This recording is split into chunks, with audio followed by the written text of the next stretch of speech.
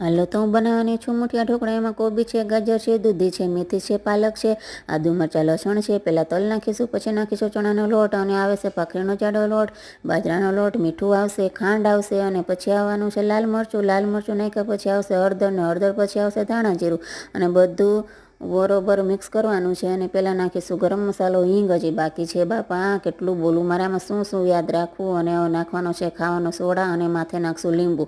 અને મસાલા જોઈને તમને તો ઓળખી જ ગયા હશો કે આમાં આ મસાલા પડે છે, અને બધું બરોબર મિક્સ કરવાનું છે। અને મિક્સ થઈ ગયા પછી જો આવી રીતના લોટ બંધાઈ જાય છે।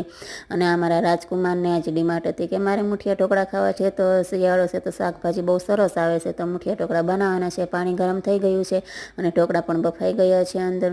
અને હવે જો રાઈ લેશું, જીરું લેશું, તેલ લેશું, અને એમાં નાખવાની છે હિંગ, અને નાખવાના છે તલ। તલ નાખ્યા પછી મીઠો લીમડો નાખવાનો છે, અને મુઠિયાને એમાં ફ્રાય કરવાના છે। તો જો મુઠિયા બરોબર તૈયાર થઈ ગયા।